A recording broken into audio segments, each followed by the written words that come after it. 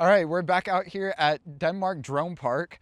I have a brand new developer HP. We just went ahead and did the compass and accelerometer calibrations in QGroundControl. We have plenty of videos showcasing how to do that. So if you haven't seen that, go back and look through some of those videos. Most of them are time-stamped. But before we actually go ahead and fly this developer HP, we're going to install propellers on it. And I just went ahead and did the compass and accelerometer calibration before installing the props. As I've also mentioned this, it is quite a bit easier, and it's all about what's easy, right? To install the props after the fact, or do the compass calibration and accelerometer calibration before installing props. Especially these that require a screwdriver, and it's just a hex head with a 2.5mm bit to install these props.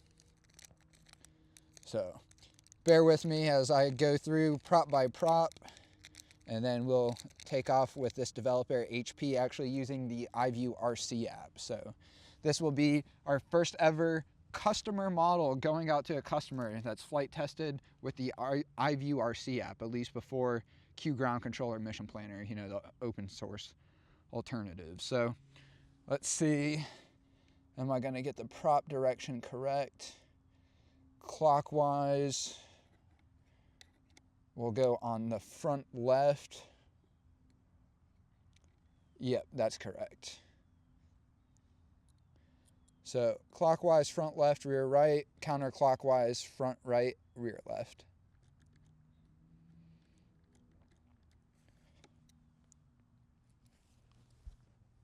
Probably shouldn't arch my back like that. Just great posture. And I know all you guys care about my posture as much as I do.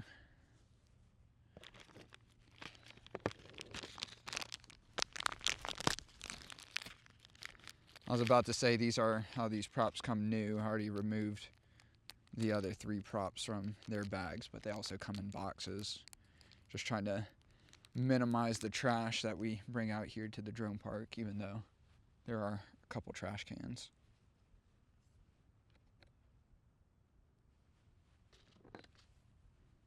While I may be riffraff, I like to think I'm not riffraff trash or white trash.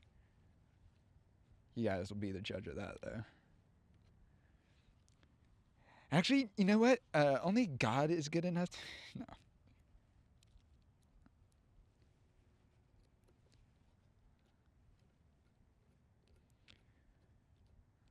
I think in that sense, all of us have the right to judge one another. We're all part of God's creation. Just how you define God.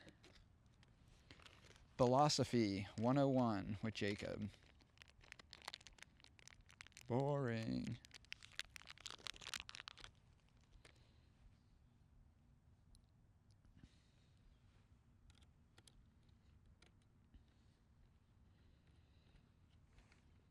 Three hours later.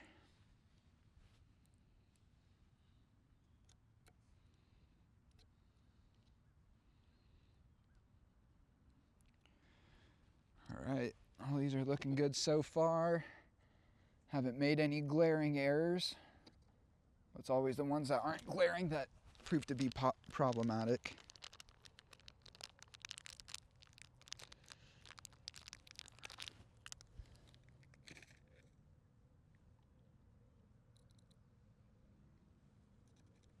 And I think this will be the first maiden flight using the Legion Go as well, so quite a few firsts. If you haven't seen some of my social media posts, and I may have not even talked about this explicitly in any of them, this developer HP is actually our first order through the iVue Robotics website where a customer had no interaction with me or anyone on our team prior to placing the order. So technically our second website order, I think our 38th developer now ordered overall. So moving on up, people, moving on up.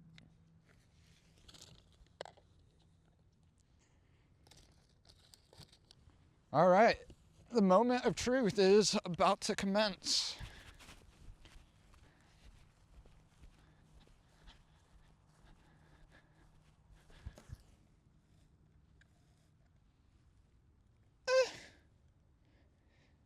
For all you people that love that sound effect so much.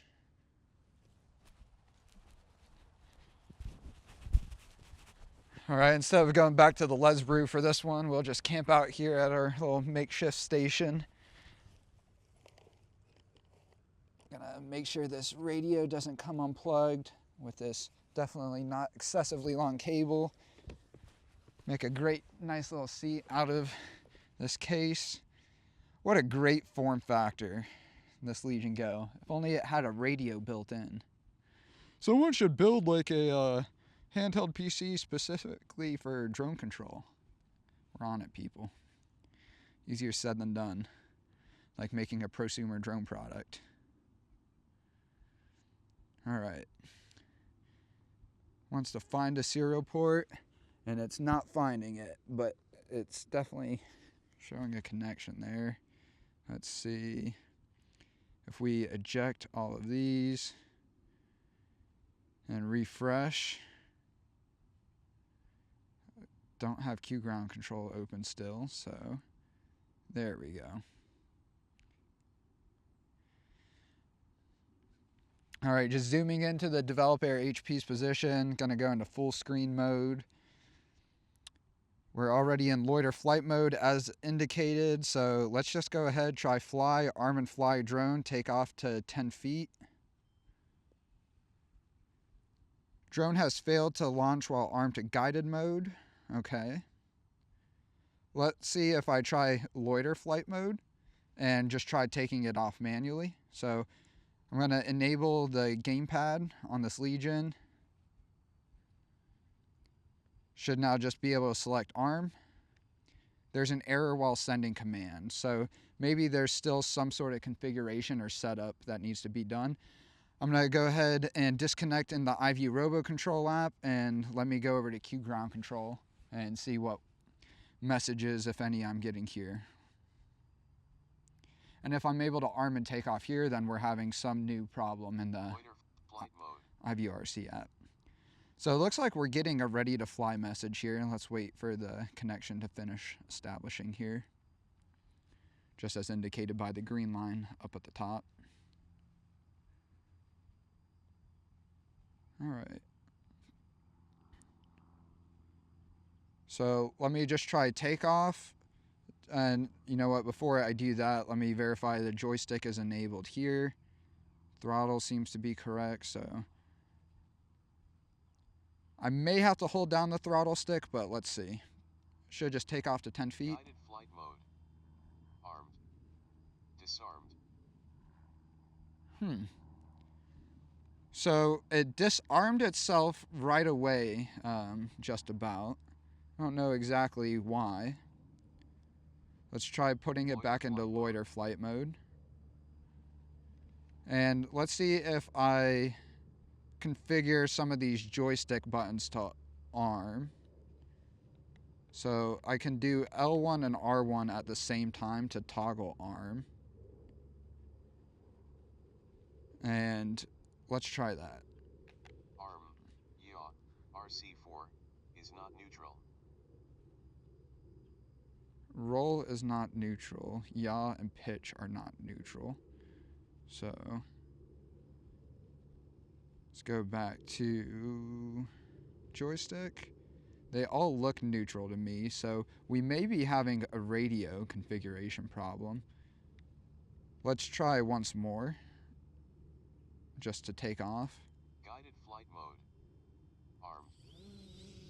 Okay, we're getting a continuous rotation, so not going to be a pretty landing, unless, probably not my brightest idea. Let's see if I can get it to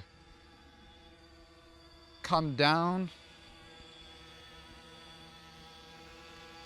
and I might be able to do a hand landing. It would really be great to have one other person out here.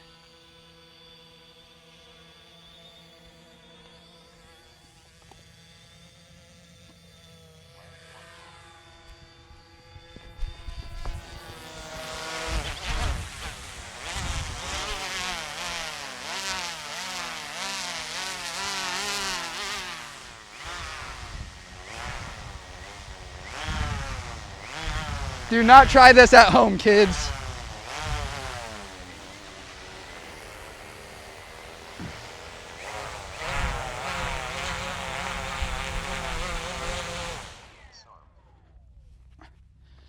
And that's how you recover a drone mid-flight without having to worry about doing any rebuilding or at least changing out a broken prop. So let me go ahead and check all of the parameters. So it looks like we're just seeing a radio configuration problem.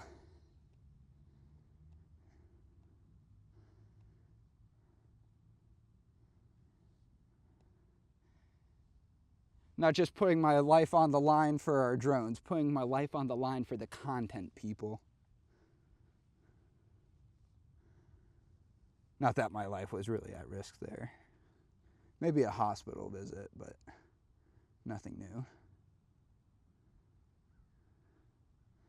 Oh, duh. Why is the Edge browser not opening? Maybe because I already have it open. All right. Now that I have QGroundControl back open, I want to try to minimize the full screen here. Going to the iVue robotics website.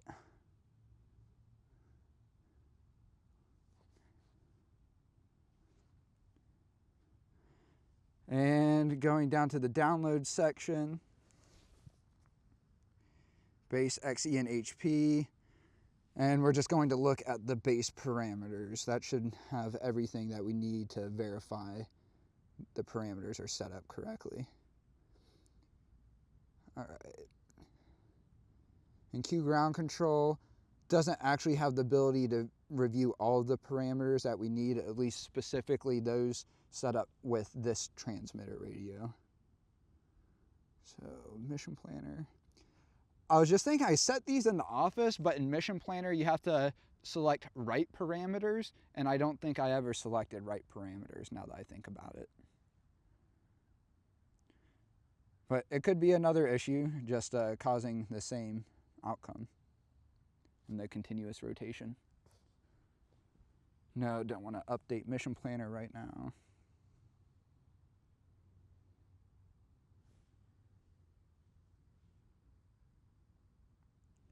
All right. So COM port, using the trackpad instead of the touchpad. And we're going to select 115,200. You could leave it at the default 57,600. It's just 115,200. When the radio itself is what we're looking to interface with, it's going to be a faster connection than the 57,600 option. Don't ask me for the technical specifics. Do I look that smart? Rhetorical question, people. All right, wrong screen, full parameter list. So first I have this telemetry radio selected.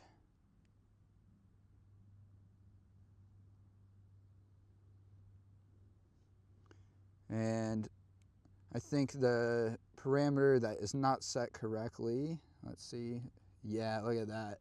I should just need to set this to 0 and we should be golden, pony boy. Right parameters, hit OK. Let's disconnect and reconnect. And actually we'll reboot here as well. And by reboot,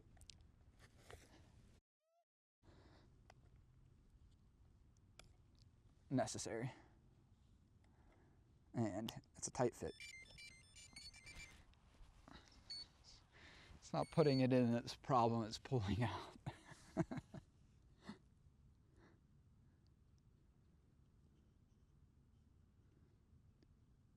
All right, and we have the green flashing light.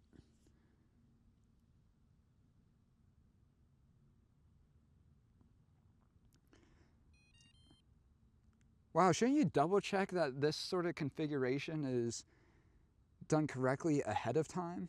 Well, yes, we should.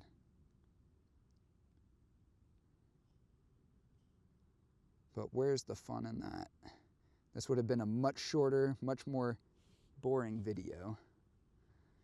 And these are all the parameters for Develop Air and the radio within the Develop Air. Now, there are some parameters for the radio in developer that are only accessible through this telemetry radio dropdown. But let's refresh parameters. And again, the ones that we're concerned over are the ones set by this transmitter. Well, okay, RX send channel is still set to 1, and we had set that to 0. So I don't know why it did not take effect. Now, this has happened previously for one of the larger transmitter modules. Let me get that and I'll show you what I mean, what I'm referring to. My knees aren't, you know, buckling under pressure. I'm not limping for no reason.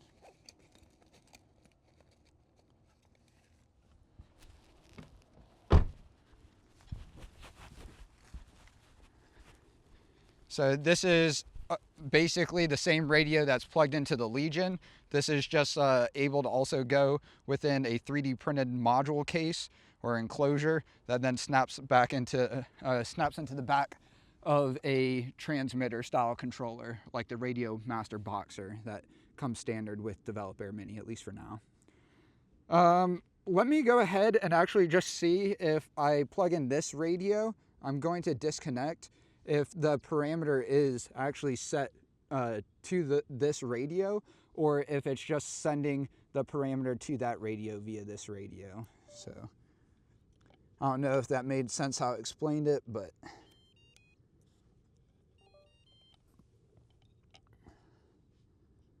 I will get the information I need nonetheless. 17.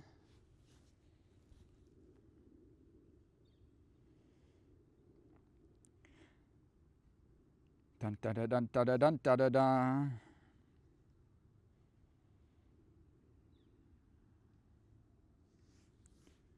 All right. Quad rotor, select telemetry radio. The telemetry radio. And we're gonna refresh parameters. Select OK.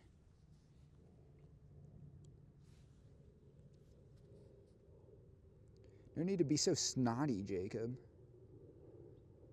All right, RX send channel is still set to 1 on this. So it looks like it is that radio in particular. So if that's the case, I've never set the parameter this way.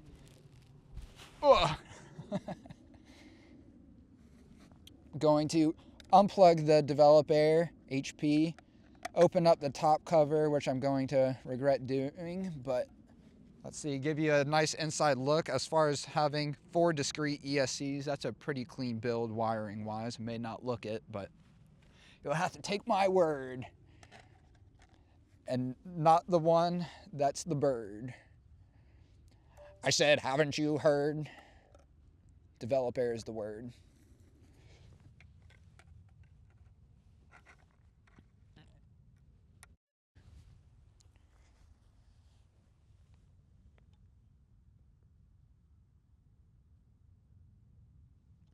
And I'm either going to need to power on the Pixhawk via USB or undo what I just did and plug back in the battery just to give it power that way, which not great with propellers on. Again, don't try this at home.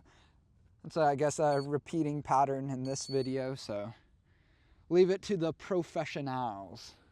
Professional.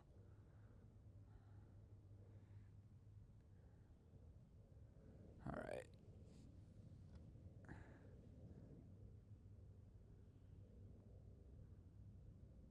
I don't even know if a mission planner will allow me to connect this way. I'm going to try COM port 10 first. Nope, it's not COM port 10. What about COM port 4? Nope. And then I don't think it's going to be, either of those Bluetooth options. All right, let me go back to the home screen here and just verify no new options appeared. All right. So it looks like we might have to interface with the developer directly via USB, and that still may not give us the options that we want. What we'll probably have to do to correctly set up this developer so it can work with the ground station controller, no transmitter style controller, like we've been using for the developer mini flight test, like the one that we did with the optical flow, where we've built our new mini fan club, or starting to build our new little fan club there. So we'll just have to basically connect one of these radios to one of those controllers, or maybe even set it up with one of these. But in any case, we'll have to do that back at the office if we don't have success here. All right, COM port 6 has now, and 7. Let's try COM port 7 first. All right, looks like we're getting a connection here. Now through USB, we just have the quad rotor option. Let's disconnect and let's try COM 6. Armed. God, that would suck.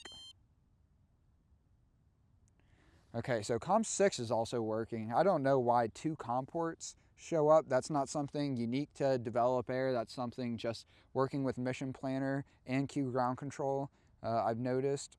So if anyone has ideas for why one device shows up across 2 different COM ports, I guess humor me there with some more information. Oh, my knee's not giving out. Good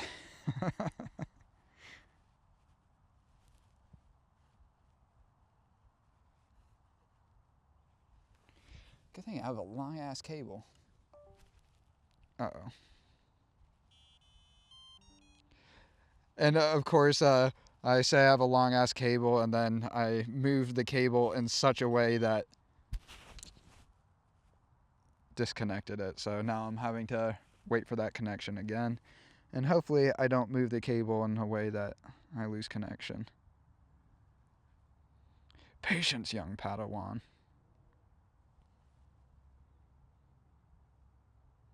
Okay, here we go. Will we have a telemetry radio interface option? Let's find out.